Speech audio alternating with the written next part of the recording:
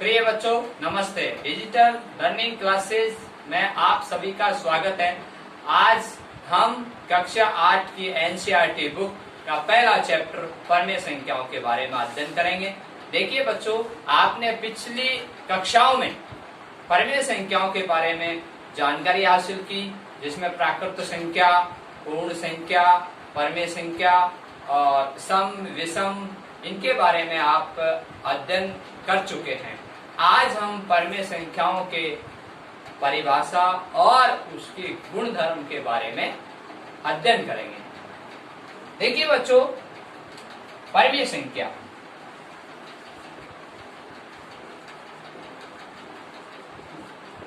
परमेय संख्याएं किसे कहते हैं? परमेय संख्याएं जिन्हें P/Q के रूप में लिखा जाता है उन्हें परमेय संख्या कहते हैं। जिन्हें P/Q के रूप में लिखा जाता है उन्हें परमेय संख्या कहते हैं।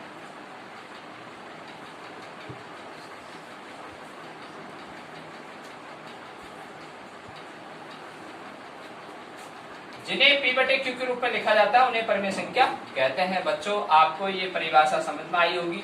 इसके उदाहरण लेते हैं। जैसे 2/3, 4/5। देखिए बच्चों, शून्य जब अंश में लिखा जाता है और हर में अगर कोई संख्या लिखी जाती है, जैसे 0/1, 0/2, 0/3, 0/7, तो ये निश्चित तौर पर परमेय संख्या है। कभी भी मत भूलना कि शून्य भी एक परमेय संख्या है। 0/1, 0/5, 0/7। तो अब बच्चों आपके समझ में आया होगा कि शून्य भी एक परमेय संख्या है। अब आपको परमेय संख्या की परिभाषा, इसके उदाहरण समझ में आए। अब अगला परमेय संख्याओं के गुण धर्म के बारे में पढ़ेंगे। देखिए बच्चों,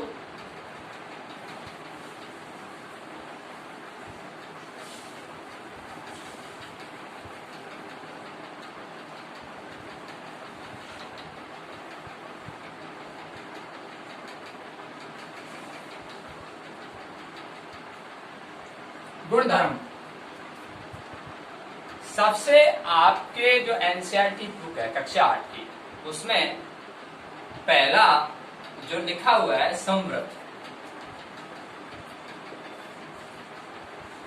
समवृत्त के अंतर्गत पूर्ण संख्या, पूर्णांक संख्या, परमेय संख्या है, 3 है।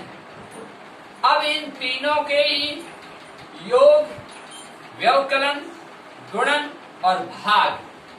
बच्चों, समवृत्त के अंतर्गत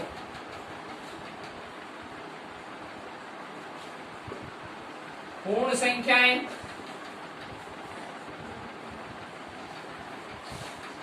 पूर्णांक संख्याएं,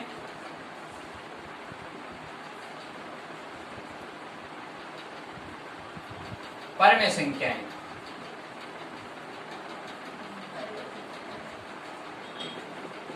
देखिए बच्चों, समवृत्त के अंतर्गत पूर्ण संख्या, पूर्णांक संख्या, परमेय संख्या। अब पूर्ण संख्याओं के योग, व्यवकलन, गुणन और भाग। ठीक इसी प्रकार से पूर्णांकों के भी योग, व्यवकलन, गुणन और भाग। इसी प्रकार परमेय संख्याओं के भी योग, व्यवकलन, गुणन और भाग। ठीक है बच्चों, अब आपको थोड़ी दिक्कत आई होगी कि पूर्ण संख्या क्या होती है।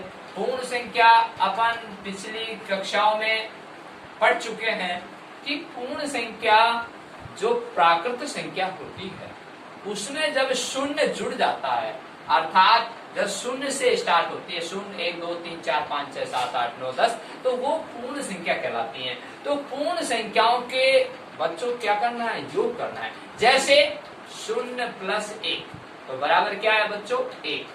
तो व्यवकलन करना है। मान लीजिए आपसे कहा जाता है 1 माइनस 0, तो पूर्ण संख्या है ना, 1 माइनस 0 तो बराबर क्या आया, 1।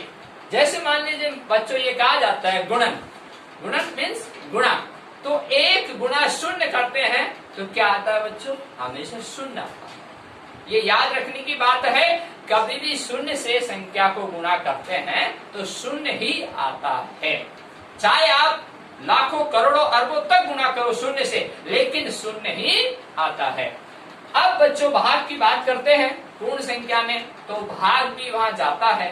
तो ये प्रक्रियाएं अपन उदाहरणों के माध्यम से पढ़ेंगे आगे।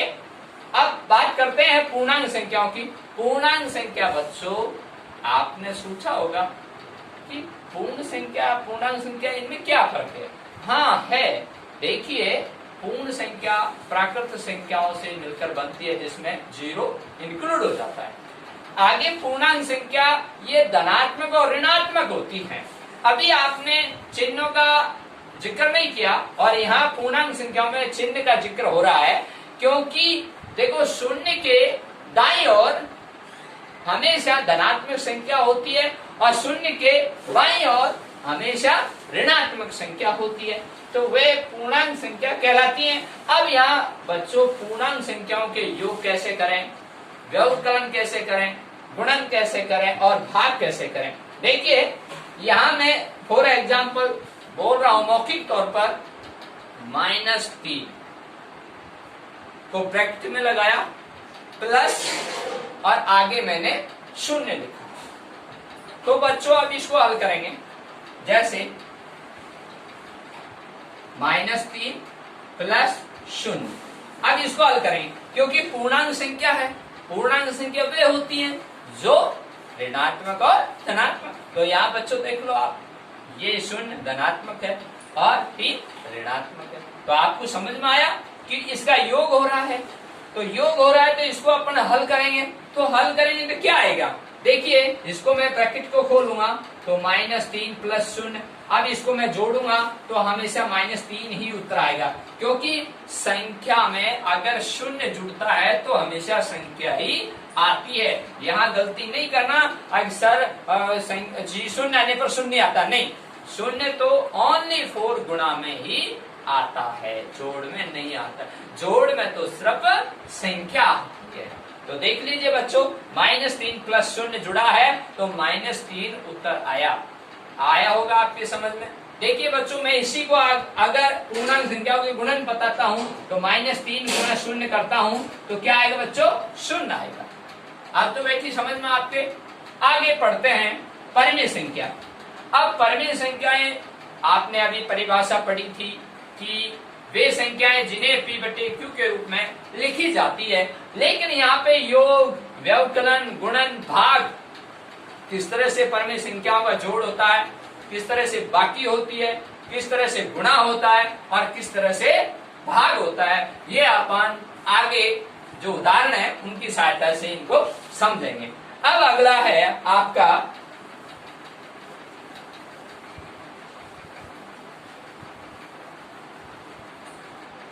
दूसरा गुणधर्म पढ़ रहे हैं तो संवृत हो गया। दूसरा है क्रम विनियमता।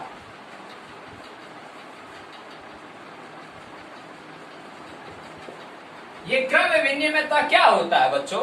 क्रम विनियमता का मतलब होता है क्रम से, किसी चीज का सीक्वेंस।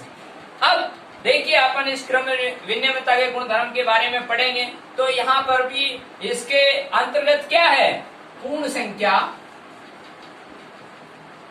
पूर्णांक संख्या, परिमेय संख्या। अब बच्चों क्रम विनियमता के अंतर्गत पूर्ण संख्या में क्या, योग, व्यवकलन, गुणन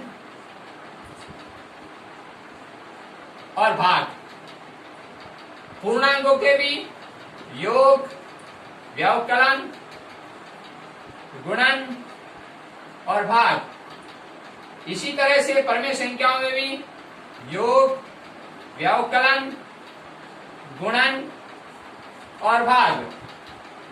ठीक है बच्चों, अपन परमेय संख्या गुणधर्म का दूसरा पॉइंट पढ़ रहे हैं, क्रम विनियमता। क्रम विनियमता के अंतर्गत पूर्ण संख्या, पूर्णांक संख्या और परमेय संख्या, इनके पूर्ण संख्याओं का जोड़, बाकी गुणा भाग। इसी तरह पूर्णांकों के भी जोड़, बाकी गुणा भाग। परमेय संख्याओं का भी जोड़, बाकी गुणा भाग। इन क्रम विनियमता के आधार पर अपन जो आगे जो उदाहरण किए हुए हैं उनकी सहायता से अपन एक एक चीज को समझेंगे। अब अगला है तीसरा, क्या? गुणधर्म।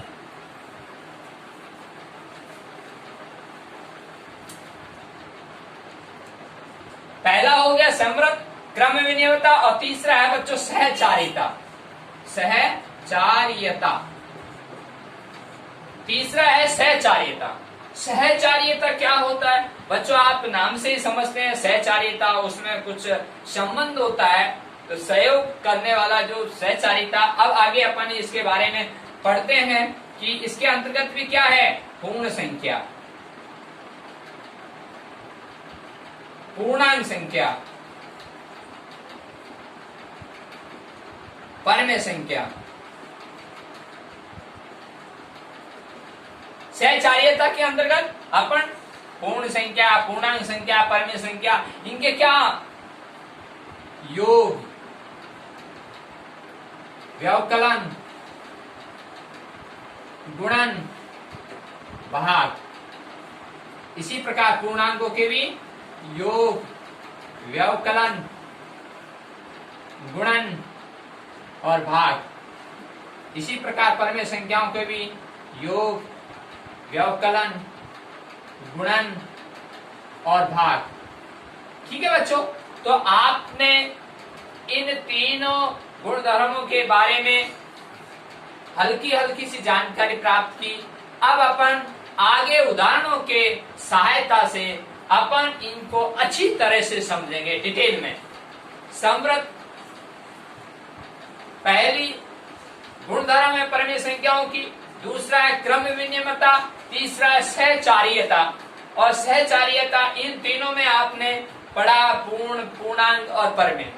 पूर्ण संख्या, पूर्णांक संख्या, परमेय संख्या, उनका किस तरह से जोड़ होता है, किस तरह से बाकी होती है, किस तरह से गुणन होता है, किस तरह से भाग होता है। और वहां ये समृद्ध के अंतर्गत है या क्रम विनियमता के है या सहचार्यता के आधार पर अपन जब 4 एग्जाम्पल जब पढ़ेंगे, उनको हल करेंगे, तब अपन को एक एक टॉपिक क्लियर हो जाएगा। वहां अपन को कोई समस्या नहीं आनी चाहिए। मैं आपको अब सीधा उदाहरणों की सहायता से अब आपको समझाता हूं। अब देखो आप,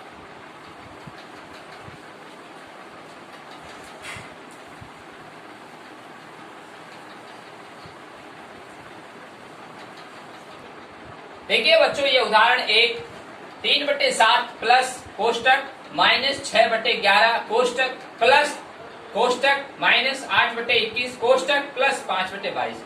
अब आपने बच्चों इस उदाहरण को आपने समझा। क्या समझा? देखिए बच्चों, यहाँ कोष्टक है, यहाँ कोष्टक है और इसमें कोष्टक नहीं है। इसका कारण क्या है? देखिए बच्चों, यहाँ माइनस का चिन्ह लगा हुआ है, इसलिए कोष्टक लगाया हुआ है। क्यों? क्योंकि बाहर भी चिन्ह है, इसलिए। नंबर 1 बात। नंबर दूसरी बात, जब अपन इसको सॉल्व करेंगे, हल करेंगे, तो अब जब अपन परमेय संख्या के गुणधर्म पढ़ रहे हैं, परमेय संख्या वाला सवाल है, और मैंने आपको बताया कि समृद्ध, क्रम विनियमता, सहचार्यता, उसके अंतर्गत पूर्ण संख्या, पूर्णांक संख्या और परमेय संख्या, उनके योग, उनके व्यवकलन, उनके भाग और उनके गुणन, इसके बारे में अब देखिए कौन सा नियम यहाँ फॉलो हो रहा है और कौन सा नहीं हो रहा है, किस तरह से अपन को हल करना है, ये बात अपन को आसानी से समझ में आनी चाहिए। मैं इसको हल कर रहा हूं। देखिए बच्चों, सबसे पहले अपन इसको ऐसे कैसे लिखते हैं? 3/7 प्लस माइनस 6/11, ये कोष्टक है, प्लस माइनस के 8/21 और ये प्लस 5/22। ठीक है बच्चों, अब देखो यहां हम दो तरह से हल करते हैं ऐसे सवालों को। एक तो तरीका है पूरे सवाल का एलसीएम लेके। एलसीएम का मतलब होता है लघुत्तम समापवर्ती, यानी सभी का एक साथ लघुत्तम ले सकते हैं। दूसरी बात, जो अपन परमेय संख्याओं के गुणधर्म पढ़ रहे हैं उसके आधार पर इसको हल करते हैं। अब समझना यह है कि इसमें संवृत है या क्रम विनियमता है या सहचार्यता है। अब ये तो अपन पढ़ चुके हैं कि तीनों में ही पूर्ण संख्या, पूर्णांक संख्या, परमेय संख्या, तो ये तो परमेय संख्या लिखी हुई है परमेय संख्या के रूप में। तो परमेय संख्याओं में भी क्या है, जोड़ बाकी गुणा भाग। तो परमेय संख्याओं के जब जोड़ बाकी गुणा भाग है तो अब इसमें अपन को क्रम विनियमता और सहचार्यता के आधार पर इसका हल करेंगे। कैसे पता लगा आपको क्रम विनियमता और सहचार्यता का उपयोग करें? देखिए यहाँ 3/7 लिख रखा है, तो 3/7 का जो सहचार्यता है, उसकी संबंधता है उसकी, वो इसके साथ है 21 के। ठीक है, और बच्चों 11 का जो सहचार्यता है वो 22 के साथ है। अब बात आती है क्रम विनियमता की, क्रम से बदलना, यानी कि क्रम विनियमता उसका क्रम चेंज करना। तो आइए बच्चों अब हल करते हैं। यहाँ बराबर का निशान लगाएंगे और 3/7। अब मैंने कहा कि क्रम विनियमता सहचार्यता के हिसाब से तो 7 का संबंध 21 में, क्योंकि अपन जब 7 का पहाड़ा बोलते हैं तो 21 आता है ना। तो अब तो आपके समझ में आई बात। तो यहाँ पर हाँ देखिए बच्चों, यहाँ ये लिखा अपन ने। अब इसको आगे इसका जो संबंध है सहचार्यता के उपयोग से अपन हल कर रहे हैं क्रम विनियमता। अब इसका क्रम चेंज हो रहा है, पहला क्रम, दूसरा, तीसरा, तो अभी क्रम विनियमता हो रहा है ना, क्रम चेंज हो रहा है। और सहचार्यता इसका संबंध 7 का 21 में, क्योंकि 7 के पहाड़े पे 21 आ रहा है। तो यहाँ देखिए अब आगे यहाँ प्लस का चिन्ह था तो यहाँ प्लस लिखेंगे, और अब -8 और बटे 21, तो -8/21, और इसको बच्चों ऐसे ब्रैकेट में डाल देंगे। ठीक है बच्चों, अब आगे बात करते हैं। अब ये और ये लिख दिया आपने, अब बचा बीच में ये, तो इसमें बीच में बचा दिया किसका चिन्ह बच्चों, प्लस का। तो ब्रैकेट में क्या है, -6/11। अब बच्चों देखिए जब अपन सहचार्यता वाली बात कर रहे हैं तो 11 और 22 आ रहा है ना, 11 का पहाड़े में 22 आता है, तो सहचार्यता कुछ संबंध है। और क्रम विनियमता इसका क्रम चेंज हो रहा है, क्योंकि ये पहले दूसरे पे था अब तीसरे पे आ गया। तो अब समझ में आई आपको बात। तो इस तरह से यह क्रम विनियमता और सहचार्यता के गुणधर्म के आधार पर इस प्रश्न को हल कर रहे हैं। तो आप यहाँ लिख सकते हैं क्रम विनियमता और सहचार्यता का उपयोग।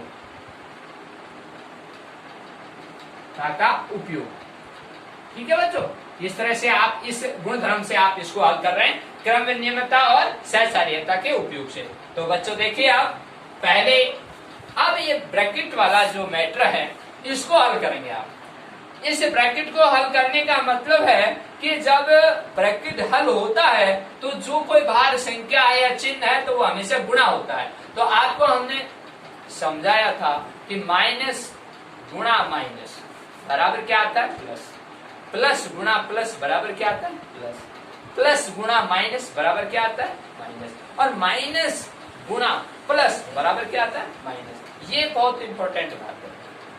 अब देखिए 3/7 इस ब्रैकेट का मतलब कोई संख्या भार है या चिन्ह है तो गुणा होता है। तो प्लस माइनस गुणा हो गया माइनस, और ये 8/21, और आगे ये प्लस, और ये इसके अंदर है। अब इस ब्रैकेट को नहीं खोलना क्योंकि अपने को दो भाग करने हैं इसका, एक भाग ये हो गया और दूसरा भाग ये हो गया। तो आप बड़ा कोष्टक भी लगा सकते हैं, ये बड़ा कोष्टक इस तरह से, और ये बड़ा कोष्टक। बड़ा कोष्टक के अंदर -6/11 प्लस 5/22। अब इसके अपन ने दो भाग कर लिए, ठीक है ना। अब छोटे छोटे भागों में अपन सवाल हल करते हैं तो समस्या नहीं आती है। अब देखिए यहाँ इसका एलसीएम लेते हैं, 7 और 21 का एलसीएम 21, 7 का भाग 21 में दिया, कितनी बार गया बच्चों? 3 बार। और 3 को 3 से गुणा किया 9, या माइनस का चिन्ह क्योंकि माइनस लिखा हुआ है। 21 का भाग 21 में दिया बच्चों 1 बार, और 1 को 8 से गुणा किया 8। ठीक है बच्चों, अब इसकी बात करता हूं मैं।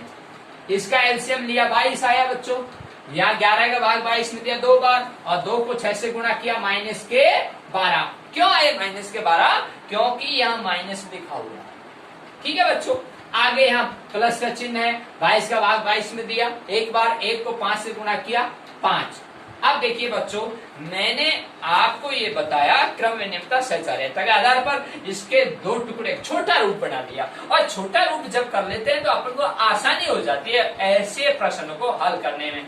तो यहाँ इसका जो इस भाग का 9 ये आया, और इसको अपन हल करेंगे तो इसका उत्तर क्या आएगा? 9 में से 8 गए, कितने आए बच्चों? 1/21। इस भाग का भी आया, और बीच में किसका चिन्ह है बच्चों? प्लस का। अब यहाँ इस भाग को हल कर रहे हैं, -12 और +5। अब यहाँ बहुत इंपॉर्टेंट बात है, क्यों? क्योंकि यहाँ माइनस के 12 ज्यादा और प्लस के 5 कम है। जब ज्यादा जिस संख्या का जो होता है चिन्ह वही आता है। अब ज्यादा कौन सी है? -12, तो चिन्ह किसका आएगा? माइनस का। तो 12 में से 5 के कितने बचे बच्चों? 7, लेकिन किसके आए? माइनस के। ये ध्यान रखने की बात, माइनस के 7/22। अब इसको ब्रैकेट में डाल दो। क्यों डाला बच्चों इसको ब्रैकेट में? क्योंकि भार चिन्ह लगा हुआ है, इसलिए। ये बहुत इंपॉर्टेंट बात है। अब इसको, ये इसका भाग का हल, ये उत्तर, इस भाग का ये उत्तर, तो अब बीच में क्या है? ये। अब आगे सॉल्व होगा, तो आगे सॉल्व होगा तो मैं थोड़ा ऊपर लिख देता हूं, नीचे जगह नहीं है।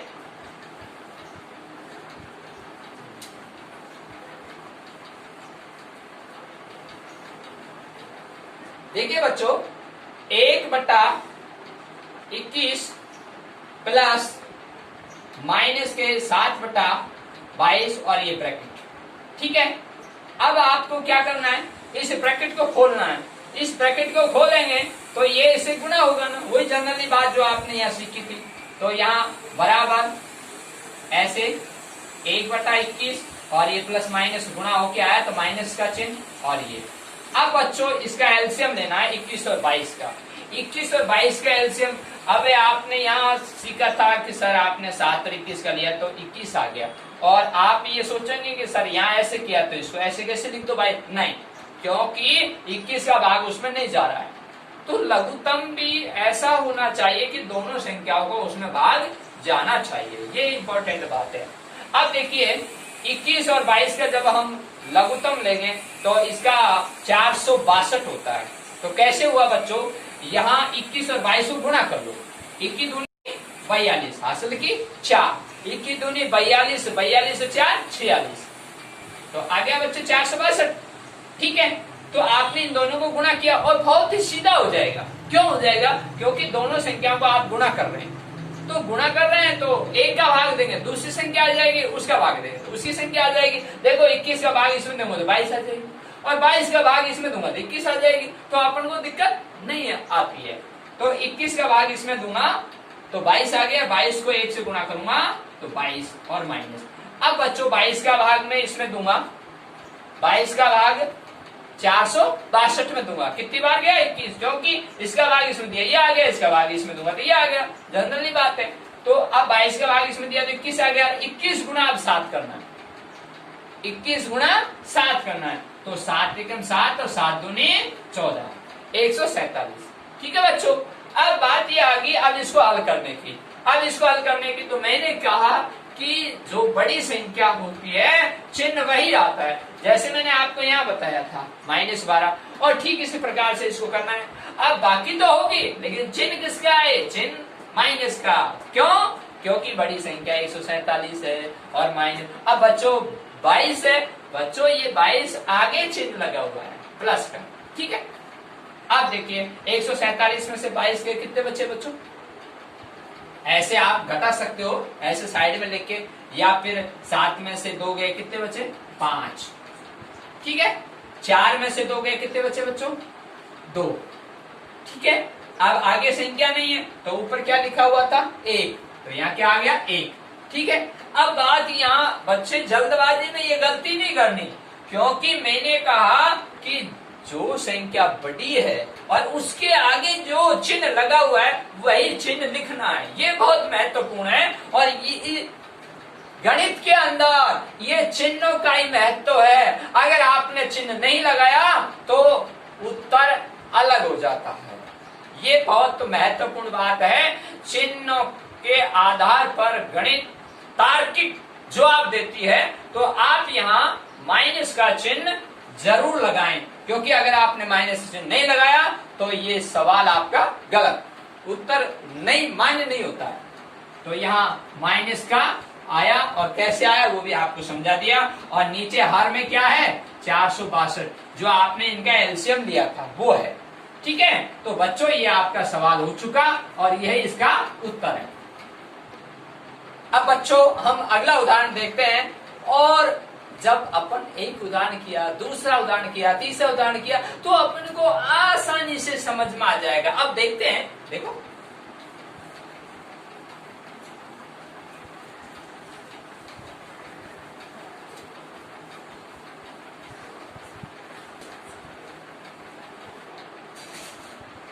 उदाहरण नंबर 2,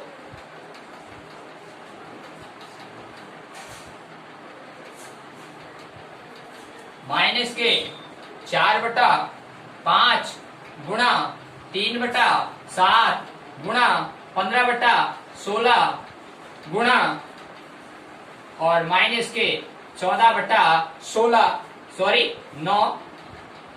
और ये ब्रैकेट ब्रैकेट क्यों लगाया बच्चों? क्योंकि यहाँ माइनस का चिन्ह है, इसलिए। अब देखिए इस प्रश्न को हल करना है। प्रश्न उदाहरण नंबर 2 है। अब इसमें अपन ने पहला उदाहरण किया, उसके अंतर्गत क्रम विनियमता और सहचार्यता का उपयोग करके उसको हल किया। ठीक इसी प्रकार से क्रम विनियमता और सहचार्यता का उपयोग करके ये उदाहरण नंबर 2 हल होगा। और अब आपको आसानी से समझ में आ जाएगा। देखिए सबसे पहले अपन बच्चों यहाँ हल लिखते हैं और प्रश्न को एज इट इज लिखते हैं। माइनस के 4/5 गुणा 3/7 गुणा 15/16 गुणा और ब्रैकेट क्यों? क्योंकि अंदर माइनस है, माइनस के 14/9। ये आपका सवाल था, इसको आपने लिखा। अब इसको हल करने जा रहे हैं किसके आधार पर? परमेय संख्याओं के गुणधर्म के आधार पर। और कौन सा नियम? क्रम विनियमता और सहचार्यता। देखिए अब बच्चों आप देखेंगे यहाँ माइनस के 4/5 है। यहाँ हर में देखते हैं 5 के पहाड़े में कोई संख्या है? नहीं है। ठीक है, कोई बात नहीं। आगे देखते हैं 3/7, 7 में कोई हर संख्या है? नहीं है। अब बच्चों अपन हर और अंश के बारे में चर्चा करते हैं।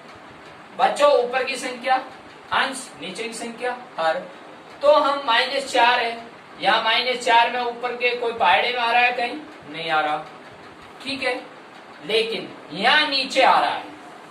ठीक है, ठीक इसी प्रकार से 5 अपन हर लिया तो अंश में देखते हैं तो ऊपर 15 आ रहा है, पहाड़े में आता है ना। 5 एकम 5, 5 दूनी 10, 5 तिया 15 आ गया ना।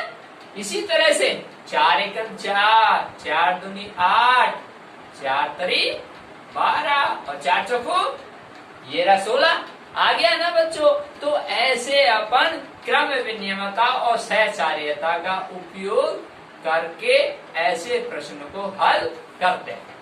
तो आइए बच्चों यहाँ बराबर का चिन्ह लगाया, -4/5। तो इसका संबंध सहचार्यता के आधार पर कर रहे हैं। क्रम विनियमता चेंज हो रही है तो ये यहाँ आ जाएगा, तो गुणा 15/16। अब तो समझ में आया। अब आगे यहाँ किसका चिन्ह है?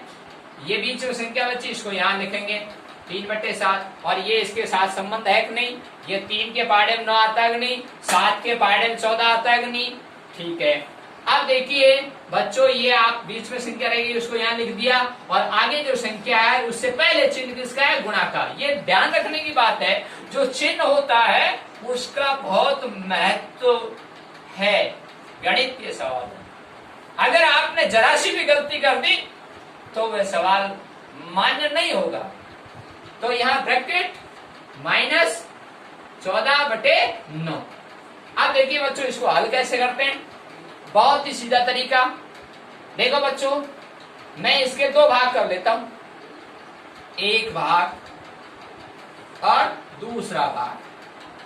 ठीक है बच्चों, तो आप इसको बड़ा कोष्टक भी कर सकते हैं, इस तरह से बड़ा कोष्टक बोलते हैं बच्चों, इसको छोटा कोष्टक बोलते हैं। आप बोर्ड मास का जब नियम पढ़ते हैं तो वहां बी का मतलब ब्रैकेट होता है, और उस ब्रैकेट में छोटा कोष्टक, बड़ा कोष्टक, मजला कोष्टक, रेखा बंधनी, ये आप चीजें आप पिछली कक्षाओं में अध्ययन कर चुके हैं। तो ठीक इसी प्रकार से यहाँ आपने बड़ा कोष्टक लगाया और इसका दो भाग कर लिया, क्योंकि दो भाग करने से अपन को आसानी हो जाती है, सवाल का छोटा रूप हो जाता है और बड़ी संख्या नहीं मिलती है। छोटी संख्याओं को अपन आसानी से हल कर सकते हैं, क्योंकि अपन कक्षा 8 के स्टूडेंट है।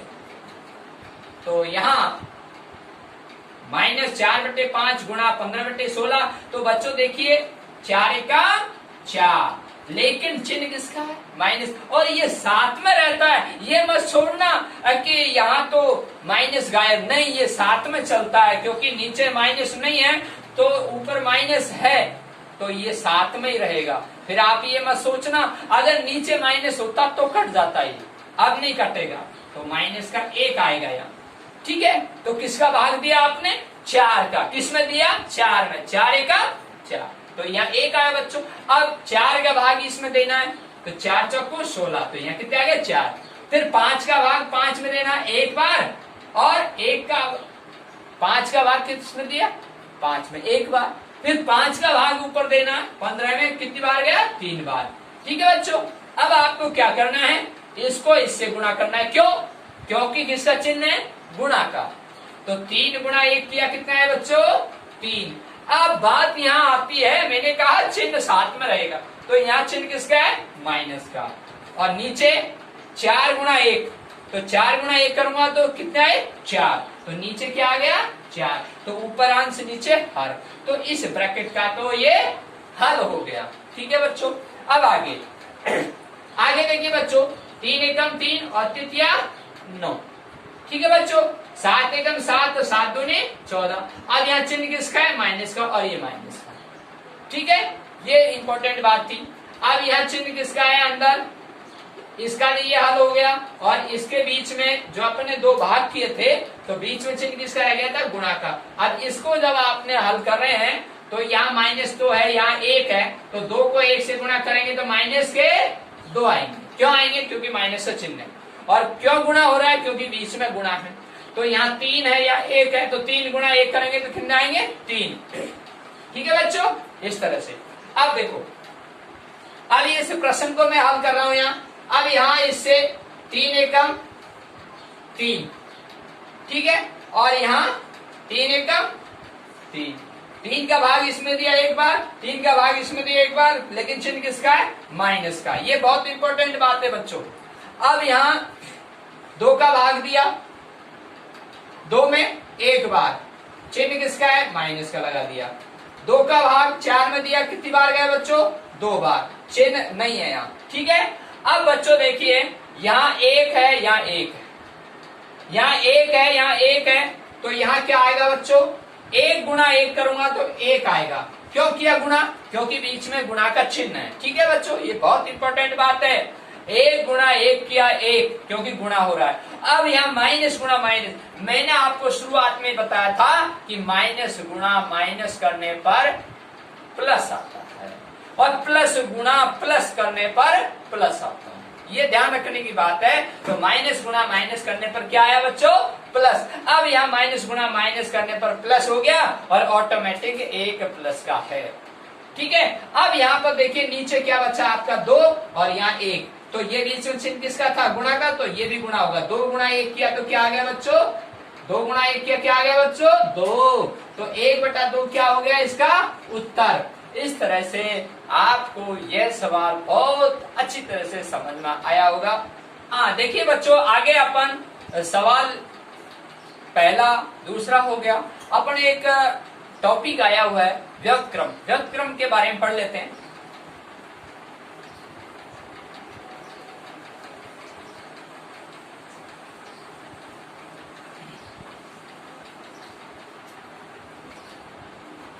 व्यक्त क्रम,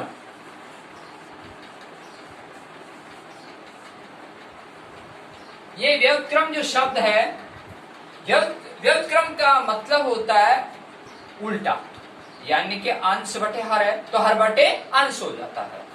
तो यहां बहुत इंपॉर्टेंट बात है कि एग्जाम में पूछा जाता है, जैसे मैंने बोल दिया 8/21 का व्यक्त क्रम क्या होगा, तो बहुत ही इंपॉर्टेंट बात है, याद रखने वाली बात। हाँ देखिए बच्चों, यहां मैंने लिखा है व्यक्त क्रम, इसका दूसरा नाम गुणात्मक प्रतिलोम भी कहते हैं। तो मैंने बताया व्यक्त क्रम इट मीन्स उल्टा। तो देखिए व्यक्त क्रम के अंतर्गत जब सवाल हल करते हैं तो उसका मान हमेशा 1 आना चाहिए। तो यहाँ बहुत इंपॉर्टेंट बात है कि शून्य भी क्या व्यक्त क्रम हो सकता है? नहीं, शून्य का कभी भी 1 मान नहीं आ सकता, तो यहाँ शून्य का व्यक्त क्रम नहीं हो सकता। ये इंपॉर्टेंट बात है, इसमें शून्य का व्यक्त क्रम नहीं होता है। शून्य का व्यक्त क्रम नहीं होता है, ये ध्यान रखने की बात है, बहुत इंपॉर्टेंट बात है। तो यहाँ आप देखिए, मैं आपको एग्जाम्पल देता हूं, जैसे -13 है, तो -13 का व्यक्त क्रम निकालना है आपको, तो ये क्या होगा, इसका 1/13, माइनस का 1/13, ये ध्यान रखने की बात है। हाँ देखिए बच्चों, अपन चर्चा कर रहे थे व्यक्त क्रम गुणात्मक प्रतिलोम, ये क्या है? तो व्यक्त क्रम का दूसरा नाम है गुणात्मक प्रतिलोम है। एग्जाम में पूछा जाता है कि -13 का गुणात्मक प्रतिलोम क्या होता है, ये बोर्ड परीक्षा में पूछा गया था। अभी तो कोरोना काल की वजह से एग्जाम में नहीं हुआ, तो ये ध्यान रखने की बात है कि आप ये सोच रहे एग्जाम नहीं हो, एग्जाम होगी।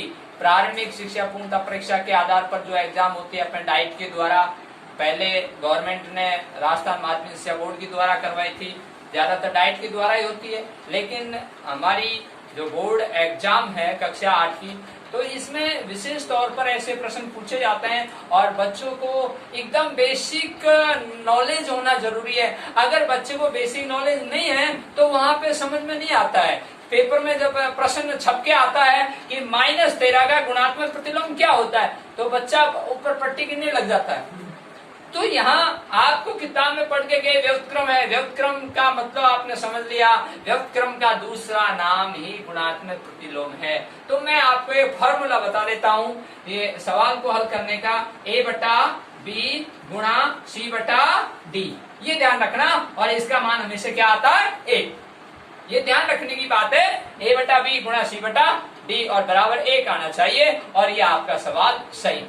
अब मैं फॉर एग्जाम्पल देता हूं, मान लीजिए 1/5, 1/5 का गुणात्मक प्रतिलोम क्या होगा? सीधी सी बात है, 5 होगा। कैसे हुआ 5? ये बात महत्वपूर्ण थी। 1/5 का 5 कैसे आया, ये बात महत्वपूर्ण है।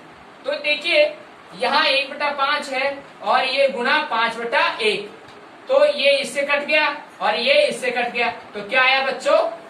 1 आया ना। तो मैंने कहा 1 आना चाहिए। तो अब इसका जब अपन हल करते हैं तो 1/5 गुणा 5/1, तो इसका जो गुणात्मक प्रतिलोम, इसका व्यक्त क्रम क्या आएगा? इसका उल्टा। तो 5/1 हो गया, नहीं हुआ? उल्टा हुआ नहीं हुआ? तो यहाँ आप 5/1, तो नीचे 1 छुपा हुआ है, और जब 1 का भाग हम 5 में देते हैं तो 5 ही आता है। आप तो समझ में आई बात? इस तरह से अपन इन प्रश्नों को हल करते हैं। हाँ देखिए बच्चों, ये टॉपिक आपका गुणात्मक प्रतिलोम व्यक्त क्रम के बारे में आपको समझ में आ गया। अब अगला जो एग्जाम में जो पूछा जाता है वो देखिए योज्य प्रतिलोम, वो क्या होता है?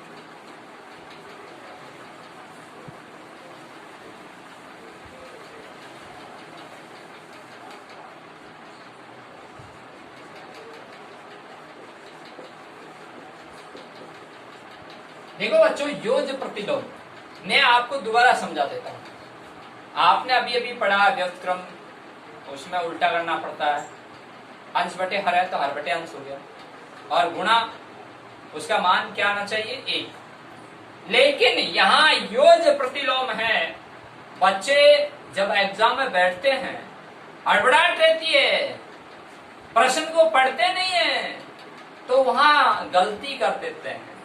गुणात्मक प्रतिलोम पूछा गया, योज प्रतिलोम, तो ध्यान रखने की बात है, योज प्रतिलोम का जब हल निकालते हैं तो उसका मान हमेशा क्या आना चाहिए, 0 आना चाहिए। और जब गुणात्मक प्रतिलोम का से सवाल हल किया जाता है तो उसका मान हमेशा क्या आना चाहिए, 1। ये ध्यान रखने की बात है। तो यहाँ बच्चों आइए योज प्रतिलोम के बारे में पढ़ते हैं। तो योज प्रतिलोम के जब हम इसका हल करते हैं तो उसका मान हमेशा 0 आना चाहिए।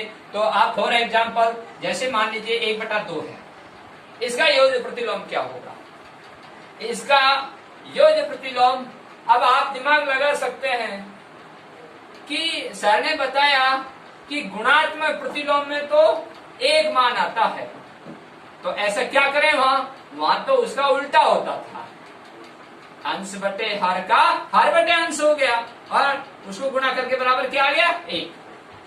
लेकिन यहाँ क्या आना चाहिए, 0 आना चाहिए। तो यहाँ 0 कैसे आएगा, तो 0 तो बच्चों यहाँ जोड़ बाकी होगी तभी तो आएगा ना। तो यहाँ 1/2 है, प्लस में है, और यहाँ माइनस लगा दो, 1/2 तो बराबर क्या आ गया, 0। अरे आधा में से आधा गया 0, 1 में से 1 गया 0, 2 में से 2 गया 0। तो समझ में आया बच्चों, तो इसके नीचे अंश लगा दो, करेक्ट आंसर। तो आप देखिए बात यह है कि 1/2 का योज प्रतिलोम क्या होता है, तो इसका उत्तर हो गया बच्चों, ये प्लस में है तो माइनस का 1/2। ठीक है बच्चों। अब मान लीजिए माइनस के 7/19 है, माइनस के 7/19 है, तो इसका योज प्रतिलोम क्या होगा। अब बच्चे सीखते तो हैं लेकिन उसका मनन नहीं करते हैं। अब मनन करने की बात क्या है, बच्चे क्या सीखते हैं कि सर ने तो हमको बताया बाकी कर दो और 0 आ जाएगा, और यहाँ माइनस करके 7/19 लिख देता है और 0 आ गया। नहीं, ऐसा नहीं है। क्यों, क्योंकि मनन करना है।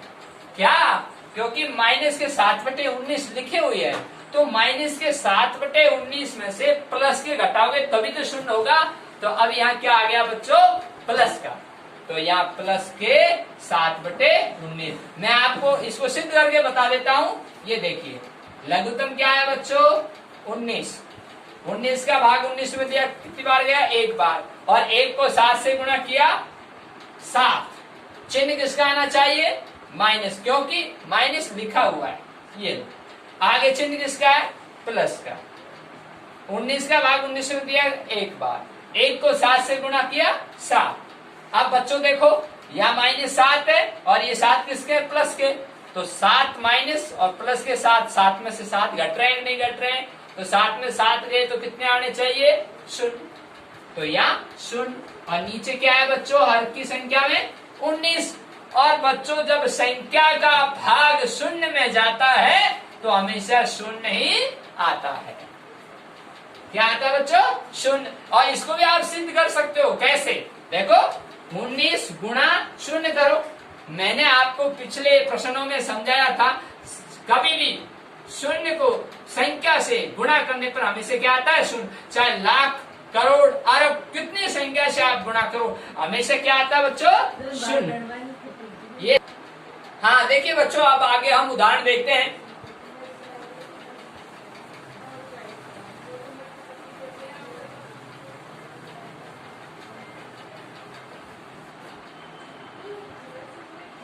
इस तरह का एग्जाम में प्रश्न पूछा जाता है, सत्यापित कीजिए -x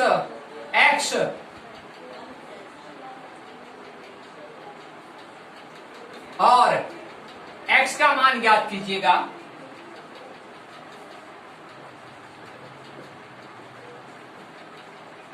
देखिए बच्चों, इसमें लिख दिया आपको मैंने पहला 13 x बराबर 13/17 है, x बराबर माइनस के 21/31 है। तो देखते हैं अब ये प्रश्न किस तरह से अपना हल करना है। और हाँ देखिए बच्चों, ये प्रश्न था अपना, तो यहाँ पर सत्यापित कीजिए -x और x का समान ज्ञात करना है, न कि मान ज्ञात करना है। देखिए प्रश्न क्या हो गया, सत्यापित कीजिए -x और x समान है, -x और x समान है, तो इसको ज्ञात करना है, इसको सिद्ध करना है। अब देखिए आप इसको किस तरह से सिद्ध करते हैं। प्रश्न अनुसार यहाँ x बराबर 13/7 और x बराबर -21/31, दो प्रश्न दिए हुए हैं आपको यहाँ। अब मैं पहला प्रश्न लेता हूं, x बराबर 13/17 दिया हुआ है, ठीक है बच्चों। अब प्रश्न क्या पूछा कि -x और x ये दोनों क्या है, समान है, ये आपको सिद्ध करना है। बहुत अच्छी बात है। तो ये समझना है अपने को कि सत्यापित करना यानी सिद्ध करना है कैसे कि -x बराबर x दोनों समान हैं, समान शब्द लिखा हुआ था, ये दोनों क्या हैं, बराबर हैं। तो अब इसको सिद्ध करना है। देखिए यहाँ x बराबर क्या दिया हुआ है, 13/17, तो यहाँ पे भी 13/17 आना चाहिए। अब कैसे आएंगे, देखिए बच्चों, यहाँ x बराबर 13/17 दिया हुआ है, तो हम इसको योज्य प्रतिलोम से पढ़ते हैं, योज्य प्रतिलोम। तो योज्य प्रतिलोम -x बराबर, तो यहाँ कितना दिया हुआ था, 13/17 x बराबर, ये लिख दिया हमने, ये समान हो गया, ठीक है। तो अब इसको हम योज्य प्रतिलोम पढ़ेंगे, तो x बराबर कितना आ जाए, माइनस का 13/17। अब इसको हम सिद्ध करते हैं कि यह सही है या गलत। देखिए माइनस का 13/17 और प्लस का 13/17, ये x बराबर है, और ये योज्य प्रतिलोम हो गया -x, तो माइनस के 13/17। जब हम इसको हल करेंगे तो क्या योज्य प्रतिलोम मैंने कहा था ना कि उसका मान हमेशा क्या आना चाहिए, 0, और ये 0 आ गया। देखिएगा ये इसका भाग दिया, ये -13 और ये चिन्ह, ये इसका भाग दिया +13, -13 में +13 गया 0/17, 17 का भाग 0 में दिया 0 आ गया बच्चों। अब देखिए बात आती है इसको सिद्ध करने की। सिद्ध करने की बात ये थी कि यहाँ ये देखो -x बराबर x, ये बराबर होना चाहिए, तो यहाँ x का मान कितना आ रहा है, 13/17, तो प्लस में ही आना चाहिए। अब प्लस में ही आएगा जब देखिए आपने योज्य प्रतिलोम बनाया तो -13/17 रखा, तो ये -13/17 का मान इसमें रखना है, -x में। तो देखिए मैं यहाँ लिखता हूं -x बराबर, तो यहाँ x का मान रख रहा हूं, तो माइनस का चिन्ह तो पहले है ही, और x का मान कितना है, -13/17। जब मैं इस ब्रैकेट को खोलूंगा तो मैंने आपको समझाया था माइनस गुणा माइनस करते हैं तो क्या आता है, प्लस, तो माइनस गुणा माइनस किया प्लस आ गया और बराबर 13/17 आ गया। तो आया नहीं आया, x बराबर 13/17 और ये x का मान 13/17। तो ये सिद्ध होता है कि इस तरह से -x और x समान है। अब देखिए बच्चों आगे थोड़ा मैं इसमें संशोधन करता हूं इस प्रश्न में, और देखिए अपन इसको समझते हैं।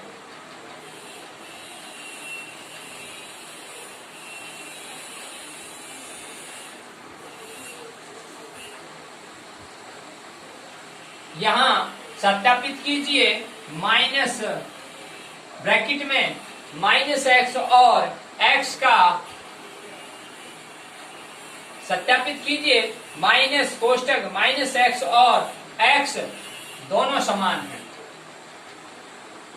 समान है, ये अपन को हल करना है।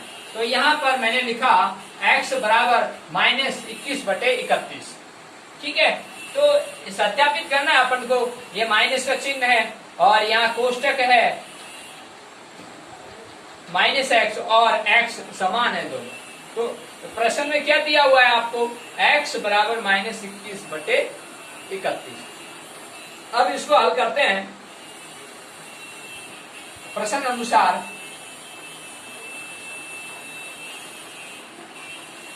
x बराबर -21/31, तो अपन -x बराबर x, ठीक है, इसको सिद्ध करना है। ये दोनों समान है यानी बराबर है। तो किस तरह से बराबर है आइए देखते हैं। वैसे आप जब अपन इस ब्रैकेट को हल करते हैं तो माइनस गुणा माइनस होगा तो प्लस हो जाएगा और x बराबर x आ जाएगा, ये तो आप जानते हैं अच्छी तरह।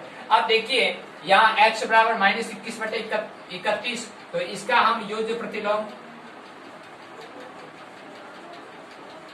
क्या हुआ बच्चों, 21/31। तो इसको हम सिद्ध कर लेते हैं, -21/31 और प्लस के 21/31। ये देखिए ये 31 एलसीएम, माइनस का 21 प्लस का 21 और माइनस का चिन्ह है ये, और ये प्लस का है तो क्या आ गया बच्चों, माइनस प्लस होके 0, और ये इसका भाग दिया तो 0 आ गया।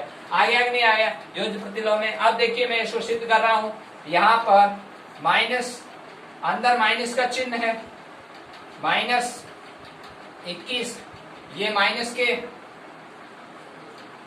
31 बराबर, और x बराबर कितना है, माइनस के 21/31। तो देखिए इसके अंदर भी हमको यहाँ चिन्ह लगाना प्रश्न के अनुसार। तो अब देखिए ये बड़ा कोष्टक हो जाएगा और ये छोटा कोष्टक। जब मैं इसको खोलूंगा, ध्यान देनी बहुत इंपॉर्टेंट बात है इसमें, प्रश्न ने क्या कहा, सत्यापित कीजिए माइनस कोष्टक -x और x समान है। तो देखिए प्रश्न अनुसार x बराबर -21/31, इसका योज्य प्रतिलोम करके देखा हमने तो 21/31 हो गया। तो इसको हमने सिद्ध करके देखा तो इस तरह से लघुत्तम लिया और ये माइनस प्लस हुआ, 0 आया, 31 भाग 0 दिया, 0 आ गया। ठीक है बच्चों। अब देखिए आगे जब इसको हम सिद्ध कर रहे हैं तो यहाँ x के स्थान पर हमने मान रख रहा है -21/31, इधर x के स्थान पर -21/31, समझ में आ रहा है। लेकिन बहुत इंपॉर्टेंट बात, यहाँ सूत्र का या प्रश्न का यहाँ माइनस लिखा हुआ है, ठीक है, और बाहर भी लिखा हुआ है। तो यहाँ ब्रैकेट लग गया बड़ा और इधर भी बड़ा ब्रैकेट लग गया और अंदर छोटा ब्रैकेट है। जब मैं छोटा ब्रैकेट को हल करूंगा, छोटा कोष्टक को हल करूंगा तो ये माइनस माइनस गुणा हो जाएगा। तो क्या हो जाएगा बच्चों, माइनस माइनस अंदर वाला, बड़े ब्रैकेट के अंदर वाला, छोटे ब्रैकेट को हल कर रहा हूँ, बड़े ब्रैकेट के अंदर वाला का उत्तर आ रहा है, माइनस माइनस गुणा किया प्लस हो गया तो 21/31 हो गया। ये बड़ा ब्रैकेट, छोटा ब्रैकेट खुल गया, बराबर माइनस के 21/31। अब देखो बच्चों ये बड़ा ब्रैकेट है, इस बड़ा ब्रैकेट को जब मैं खोलूंगा तो ये बाहर आके इससे गुणा होगा, ये बाहर आके गुणा होगा, इट मीन्स ये प्लस में है तो प्लस गुणा माइनस होने पर माइनस आता है। तो माइनस के 21/31 और बराबर माइनस के 21/31। तो यहाँ लिख देते हैं हम, इति सिद्धम लिख दो या RHS बराबर LHS, RHS बराबर LHS या इति सिद्धम, जो भी आपको अच्छा लगे वो लिख सकते हैं, RHS बराबर LHS या इति सिद्धम। मैं आशा करता हूं ये प्रश्न आपको अच्छी तरह से समझ में आ गए होंगे। मैं आपको एक उदाहरण और देता हूं जिससे सारे कॉन्सेप्ट क्लियर हो जाएंगे। चलिए एक और उदाहरण देखता हूं।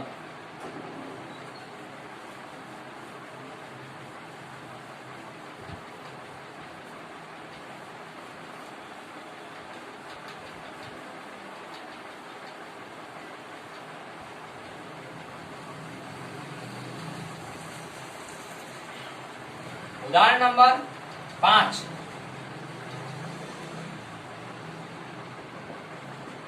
देखिए 2/5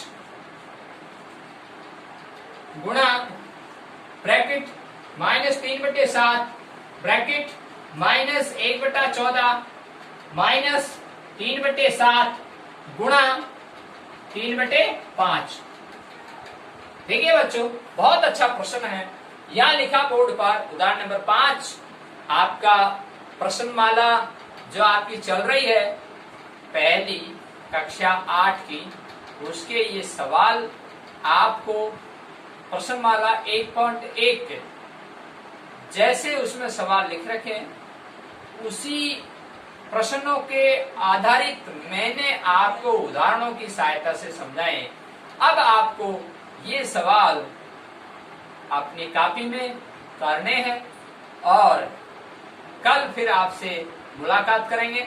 उससे पहले मैं आपको ये पांचों उदाहरण समझा देता हूं। देखिए 2/5 गुणा -3/7 कोष्टक -1/14 -3/7 गुणा 3/5 बराबर, वापिस इस प्रश्न को लिखेंगे हल, यहाँ लिखेंगे हल और बराबर 2/5 गुणा 3/7 ब्रैकेट में माइनस और माइनस का 1/14 माइनस के 3/7 गुणा 3/5। देखिए बच्चों, अपन इस प्रश्न को आपने पढ़ा, उन्हें लिखा इस तरह से, फिर वापस बराबर। अब सोचना यह है कि यह क्रम विनिमयता से हल होगा या सहचार्यता से। अब यहाँ पर ना तो कोई आपको 2/5 है तो यहाँ 2/5 यहाँ पर है, ठीक है बच्चों। अब यहाँ पर 2 से इस तरह से हम क्वेश्चन को हल करेंगे तो ये माइनस के 3/7 तो ये माइनस का 1/14 है। तो यहाँ अपन इस प्रश्न को इस तरह से भी हल कर सकते हैं या दूसरा जो साधारण विधि है उस तरह से भी अपन हल कर सकते हैं। तो यहाँ हम लिखते हैं क्रम विनिमयता से।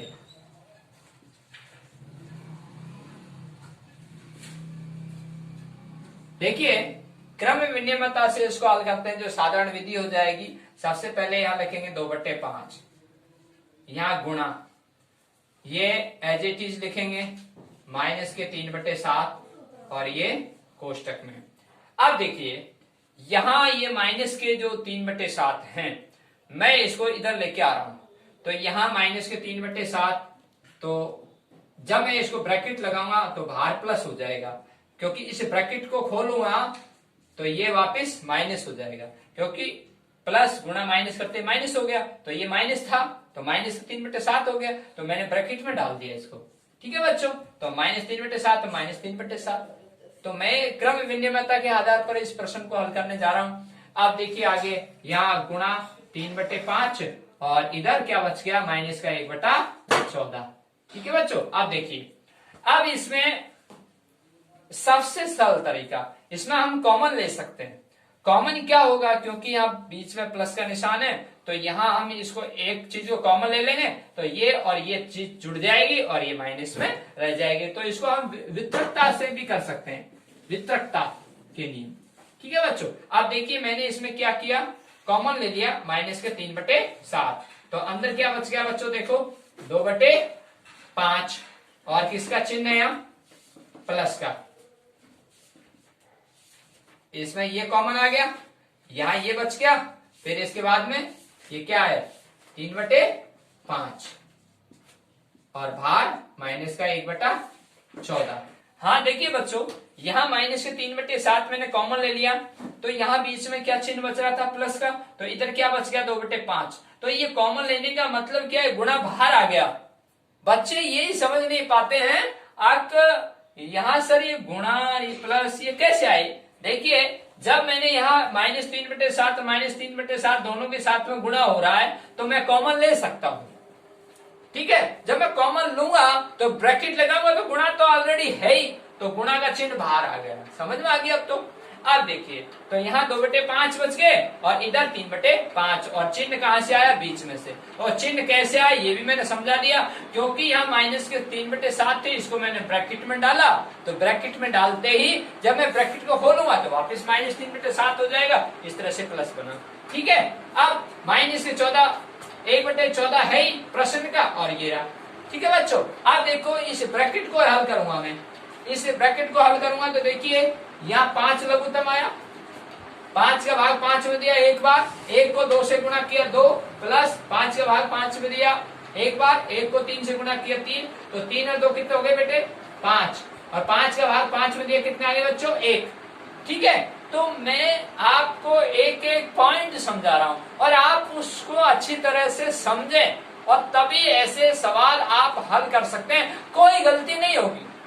आराम से पढ़ें, आराम से समझें, देखिए बच्चों, मैंने यहाँ पर किस तरह से कोष्टक बनाया, किस तरह से एलसीएम लिया, किस तरह से उसका पार्ट जो हो रहा है हल और उसका आंसर निकल रहा है। देखिए तो इस पार्ट का क्या आया 1, तो बच्चों अब बराबर माइनस का 3/7, इस पार्ट का क्या आया 1, तो यहाँ क्या आ गया। अब देखो यहाँ बहुत इंपॉर्टेंट बात है, क्योंकि जब आपने ब्रैकेट लगाया था तो बच्चों यहाँ क्या हो गया गुणा, ये बहुत इंपॉर्टेंट बात है। अब आप भूलना मत कि सर यहाँ क्या चिन्ह आएगा। अरे बच्चों, जब अपन कोई ब्रैकेट खोलते हैं तो वहां ऑलरेडी गुणा होता है, तो यहाँ गुणा 1 और आगे क्या लिखा हुआ बच्चों माइनस का 1/14। जब मैं इसको इस बोर्ड मास के नियम से सबसे पहले ब्रैकेट, फिर डिवीजन, फिर मल्टीप्लाई, फिर एडिशन, फिर सब्ट्रैक्ट, तो यहाँ देखिए यहाँ गुणा होगा, तो यहाँ इसको गुणा करेंगे 1 से तो वो एज इट इज संख्या आती है, तो माइनस का 3/7 और ये माइनस का 1/14। ठीक है बच्चों, अब मैं ऊपर ले लेता हूं क्योंकि नीचे जगह नहीं है।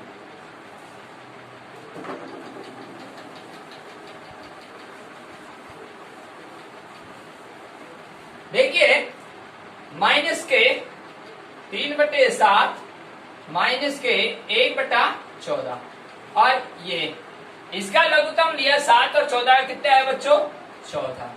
7 का भाग 14 दिया, कितनी बार गया 2 बार, 2 को 3 से गुणा किया, कितने आए बच्चों 6। अब यहाँ चिन्ह का ध्यान रखना है, चिन्ह क्या है बच्चों माइनस, तो माइनस आ गया। अब आगे चिन्ह किसका माइनस का, 14 का भाग 14 दिया, कितनी बार गया बच्चों 1 बार, और 1 को 1 से गुणा किया बच्चों 1। अब समझने की बात है, अब आगे ये तो आपको समझ में आ गया होगा कि 7 और 14 का एलसीएम 14, 7 का भाग 14 में दिया 2 और 2 को ऊपर की संख्या होती है अंश, तो अंश से गुणा किया तो 3 दूनी 6 और चिन्ह किसका था माइनस का। ओके, आगे चिन्ह है माइनस और 14 का भाग 14 में दिया 1 बार और 1 को फिर अंश 1 लिखा हुआ, 1 को 1 से गुणा किया 1 आया। तो यहाँ आप इस प्रश्न को आगे हल होता है, माइनस माइनस माइनस माइनस जब हल होता है तो ध्यान रखने की बात है या बाकी नहीं करनी है, ध्यान रखने की बात है या बाकी नहीं करनी है। माइनस माइनस हमेशा जुड़ता है लेकिन चिन्ह माइनस का ही आता है, तो -6 और -1 जुड़ गया और माइनस के 7/14 बराबर। ठीक है बच्चों, माइनस के 7/14 समझ में आया। अब देखिए 7 और 14, तो यहाँ अपन इसको छोटा रूप भी कर सकते हैं। देखिए 7 एकम 7 और 7 का भाग इसमें दिया 2। अब बच्चों ये ध्यान रखना माइनस का चिन्ह साथ में ही रहेगा क्योंकि नीचे कोई चिन्ह नहीं है, तो अगर चिन्ह होता तो कट जाता हो, तो माइनस का 1/2 और ये है आपका आंसर।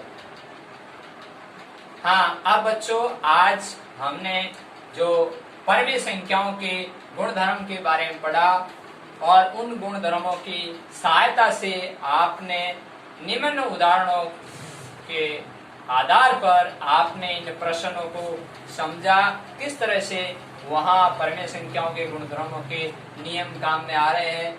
मैं आशा करता हूँ आपको आज का जो ये चैप्टर अच्छी तरह से समझ में आया है। आप डिजिटल लर्निंग क्लासेस को सब्सक्राइब करना ना भूलें